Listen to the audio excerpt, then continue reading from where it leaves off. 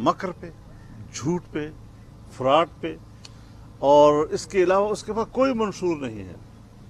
और मैं पहले भी कह चुका हूँ कि नज़रियाती लिहाज से जो यतीम जमातें होती हैं वो किसी इशू का इंतज़ार करती हैं, किसी हादसे का इंतज़ार करती है।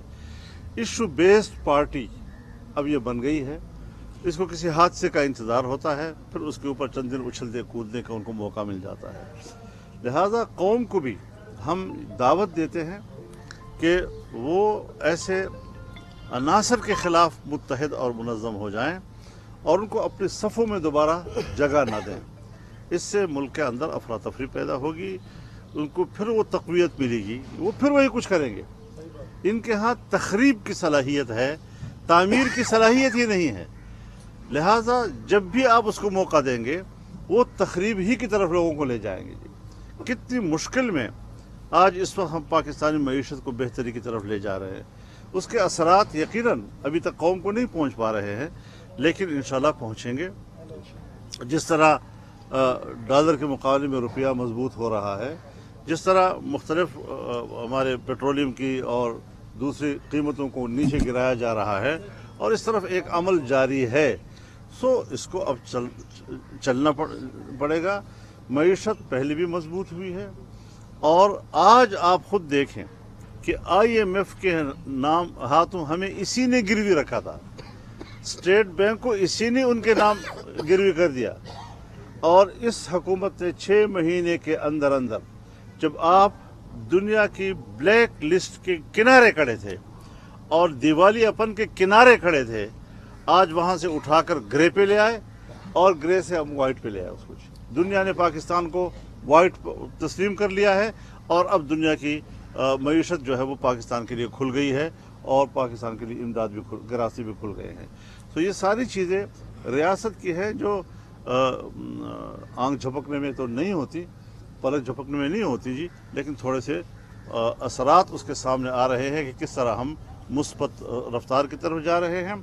आज एक बार फिर जब चाइना पाकिस्तान का एक बाज़ाब्ता इजलास हो रहा है और जिसमें चाइना ने पाकिस्तान के अंदर अगले साल में इन्वेस्टमेंट के लिए किस किस शोबे में और कौन कौन से प्रोजेक्ट्स पे सरमायाकारी करनी है, तो ऐन उसी दिन हंगामा खड़ा करना, इस्लामाबाद को परेशान करना, इस्तिराब पैदा करना, ताकि एक मुल्क जो पाकिस्तान के अंदर सरमायाकारी करना चाहता है, 3-3.5 सालों में चाइना की सरमायाकारी से पाकिस्तान में जारी तमाम मेगा प्रोजेक्ट्स फ्रीज कर दिए गए थे। कोई हमारे मुल्क में कोई बड़ा प्रोजेक्ट जो है इन 3-3.5 सालों में सामने नहीं आया। आज वो दोबारा उन मुअत्तल मंसूबों को शुरू करने के पर आमादा हो रहा है। कुछ नए मंसूबे भी सामने आएंगे, ये जानते हुए कि ये हुकूमत जो है वो 1 साल तक है या उससे कुछ कम भी, लेकिन उसके बावजूद वह एतमाद कर रहा है। पहले भी जब पाकिस्तान में सरमायाकारी के लिए मुआहिदात करने के लिए चीनी सदर पाकिस्तान आ रहा था, तो उस वक्त भी उसने 126 दिन का धरना देकर पाकिस्तान की मईशत की सफ़र को रोका।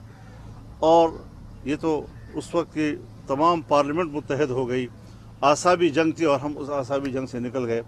लेकिन फिर जब इसको हुकूमत मिली और जिस तरह उसने मईशत को फ्रीज किया पाकिस्तान के, आज उससे हम निकलना चाहते हैं, निकल रहे हैं।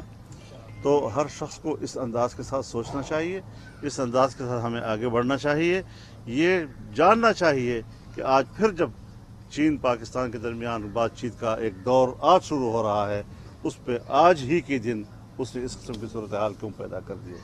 तो ये कोर्ट की तरफ से भी आइन शिकन साबित हो चुका है, इलेक्शन कमीशन की तरफ से भी चोर साबित हो चुका है, और चोरी भी बड़ी घटियापन चोरी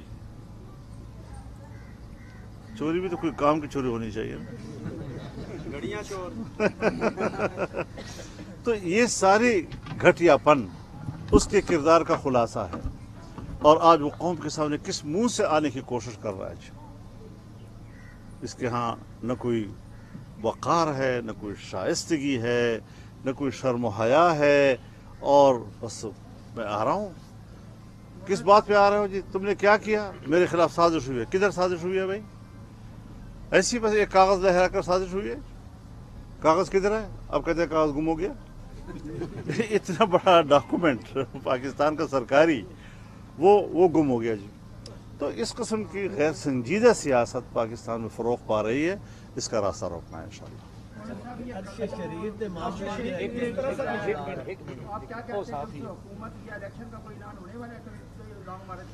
सवाल ही पैदा नहीं होता,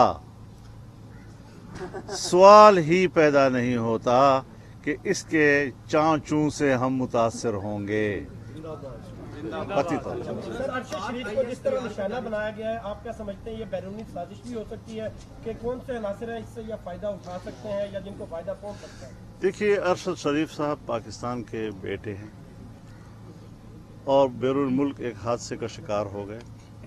यही तो मैं कह रहा हूँ ना कि हम अपनी पॉलिटिक्स के लिए कोई हादसे के इंतज़ार में होते हैं, उसको तलाश करते हैं। उनके घर पे क्या गुजर रही होगी, उसकी बूढ़ी माँ पे क्या गुजर रही होगी, उसका ख़ानदान हमदर्दी का मुस्तहिक़ है, उनके घर जाकर ताज़ियत करने का मुस्तहिक़ है। और यहाँ पर यकदम इसको एक सियासी मसला बना देना, ये कौन सी अक्लमंदी वाली बात है? कहाँ, किस बात को कहाँ से जोड़ रहे हो? किसको कहाँ से जोड़ रहे हो? और अगर यही बात आपने करनी है और आपको काउंटर किया जाए, आप ही के खिलाफ सवालात उठा लिए जाए, फिर क्या करोगे? तो दूसरों की तरफ एक उंगली जो है बढ़ाने के बाद फिर आपकी तरफ भी तीन। ISPR की जानिब से आज प्रेस कॉन्फ्रेंस की गई। प्रेस कॉन्फ्रेंस में कहा गया कि इमरान खान ने मार्च में ऑफर करवाई थी कि आर्मी चीफ जो है गैर मुअय्यना मुद्दत तक जो है तोसी ले सकते हैं। इस हवाले से क्या कहना? ये तो उसने किए हैं। अब हम तो नहीं कहना चाहते थे ऐसी बात। जो चीज़ें राज की है और फिर हमारे से मुताल्लिक़ नहीं है,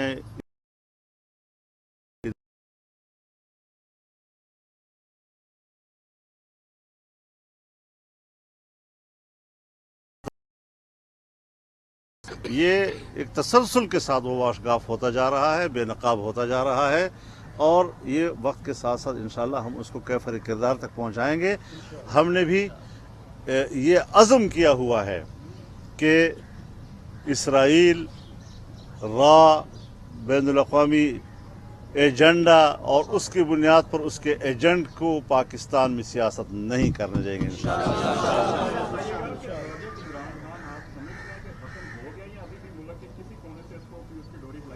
कौन?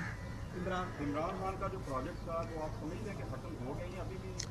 देखिए, जो मुल्क को नहीं देखते, जो रियासत को सानवी हैसियत देते हैं और अपने ज़ात के मुस्तक़बिल के लिए सोचते हैं, शायद ऐसे अनासर अब भी उनके पीछे हों, लेकिन उनको भी शिकस्त देना होगी। ISI की जानिब से पाकिस्तान की तारीख में आज पहली प्रेस कॉन्फ्रेंस की गई और उसमें कहा गया कि रात के अंधेरे में इमरान खान जो है हमारे साथ मुलाकात के लिए तैयार होता था, सुबह इमरान खान जो है अपने अल्फाज तब्दील कर देते हैं। इस हवाले से आप क्या कहते हैं? बिल्कुल हकीकत है। यानी जो इमरान खान की असल हकीकत है, आज उसका सही चेहरा दुनिया के सामने रखा गया है। यही वो कुछ है, यही था, यही रहेगा। अच्छा सर, कल फैसल बाबा साहब ने प्रेस कॉन्फ्रेंस में कहा कि इमरान खान ने जो लॉन्ग मार्च करने जा रहे हैं और लाशों इलाज नजर आ रही है, क्या आप समझते हैं ये जो लॉन्ग मार्च की तसादम की तरफ लेके जा रहे हैं मुल्क में? देखिए, बात यह है कि वैसे भी इसके साथ लोगों ने आना नहीं है। मैं पहले भी कह चुका हूं कि उसके साथ जो हल्के फुल्के लोग हैं ना, वो कोई गर्म ज़मीन जो है वो उस पर उनके तलवे जो हैं वो टिक नहीं सकते जी। इसने बड़ी कोशिश की कि मैं ज़मीन को ठंडा रखूं, इंजॉय करेंगे, मज़े करेंगे। तो ये तहरीकें जो होती हैं ये इंजॉयमेंट के लिए होती हैं जी, ये इंटरटेनमेंट के लिए होती हैं। यहाँ से तो उनकी हमाकत और उसकी संजीदगी का अंदाज़ा लगाया जा सकता है। ये आज़ादी की बात नहीं कर रहा है, हकीकी आज़ादी की बात नहीं कर रहा है, ये हकीकी आवारगी की बात कर रहा है कि पाकिस्तान को जिस आवारगी की तरफ मैंने ले जाना था, जिस मगरबी तहजीब की तरफ मैंने ले जाना था और जिसके बारे में मुझे धमकियां दी गई थी 2013 में कि आपके साथ मस्जिद का मौलवी भी नहीं रहेगा, अल्हम्दुलिल्लाह पाकिस्तान का मौलवी भी इकट्ठा है, हमारी तहजीब भी महफूज है और मगरबी तहजीब को शिकस्त भी हम दे चुके हैं। और ये अब समझता है कि पाकिस्तान क्यों बच गया तो मैं पाकिस्तान को कैसे तबाह करूं, मजीद दोबारा इक़्तिदार में आकर जो बचा कुचा है उसका भी बेड़ा गर्क कर दूं। और अगर तहजीब बेहयाई की वो फ़रोग़ नहीं पा सकी तो मैं एक आज़ादी के नाम पर दोबारा जो है नौजवानों को और अल्फाज दिगर औबाशों को फिर दोबारा मौका दूं कि वो मैदान में आए। इस किस्म के लोगों से न हम मरूब हो रहे हैं, न हम ऐसे मोर्चे को छोड़ने के लिए तैयार हैं। पिछले ज़िमनी इलेक्शन में भी और इस ज़िमनी इलेक्शन में भी वाज़ेह अक्सरियत के साथ जो है वो सीटें जीती है, क्या वजह है कि दूसरी जानिब पीडीएम की तरफ से जो है वो कैंडिडेट थे और वो नाकाम हुए? कुछ तो यही लग रहा है कि आवाम जो है वो नहीं ऐसा नहीं है। देखिए उसकी हुकूमत में सारे ज़िमनी हम जीतते रहे हमारी हुकूमत में फिर वो जीता रहा है। और मैं वाज़ेह तौर पर कह देना चाहता हूँ कि हुकूमती साइड जो है उसमें कोई 11 से ज़्यादा जमातें शामिल हैं। 11 से ज़्यादा जमातों के शमूल के साथ वो एडजस्टमेंट जो होती है इंतखाबी हिकमत अमली के लिए वो नहीं हो सकी है जी। तो उसमें हमारी अपनी हिकमत अमली की कमज़ोरियों का दखल है। और फिर ये कि जब एक जिम्मेवारी हम पर आ गई और हम फौरी तौर पर लोगों को रिलीफ नहीं दे पा रहे हैं तो लोग ये अंदाज़ा नहीं लगा सकते कि जिस दलदल में वो हमें ले जा चुका है उस दलदल से निकालना कितना मुश्किल काम था। तो ये बर्दाश्त की चीज़ें हैं, ये कोई बड़ा मसला नहीं है, लेकिन इसमें हमारी हिकमत अमली की भी कमज़ोरियाँ हैं। एक बहुत बड़ी 11-12 जमातों का कोई इंतखाबी इत्तेहाद नहीं, उसके बावजूद हम कहते हैं कि जी हमारा कैंडिडेट मुश्तरक होगा, उसके लिए स्ट्रेटजी नहीं बना पाई जाती। तो यही चीज़ थी कि उसकी हुकूमत थी तो सारे ज़िम्मे हम जीत रहे थे और हमारी हुकूमत आ गई तो लोगों के तो तनकीद का निशाना कुछ हम बन रहे हैं और कुछ बदनज़मी भी है, स्ट्रेटजी भी ठीक नहीं रही है। तो ये वो वजूह हो सकती हैं, वरना ऐसा नहीं है कि कोई आप समझें कि पब्लिक उसके साथ है। और कुछ लोकल मसाइल भी होते हैं। फिर दिल्ली से जो प्रेस कॉन्फ्रेंस की गई थी उसमें तमाम सियासी जमातों के सरबराहान को उन्होंने रिक्वेस्ट की है कि इस मुल्क के माशी हालात बेहतर करने के लिए ये तमाम सियासी जमातें जो हैं ये मिल बैठ जाएँ। आप समझते हैं कि ये तमाम सियासी जमातें जो हैं अवाम के लिए हमारे लिए मिल बैठेंगी माशी हालात? मैं बहुत अच्छा सवाल किया आपने।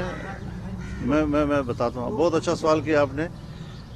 जमीयत उलमा इस्लाम ने पीडीएम की सरबराही इजलास में वाज़ेह तौर पर अपना मशवरा दिया है कि हमारी तरजीह इस वक्त जब मखलूत हुकूमत है और बहुत मुख्तलिफ पार्टियां हैं, उनके मुख्तलिफ मंशूर हैं, मुख्तलिफ नज़रियात हैं, हमें कॉमन चीज़ कि जो मुल्की मईशत है उस पर तमाम तवानाइयाँ हमें सर्फ करनी चाहिए और कोई मुतनाज़ा कानून साजी की तरफ हमें नहीं जाना चाहिए।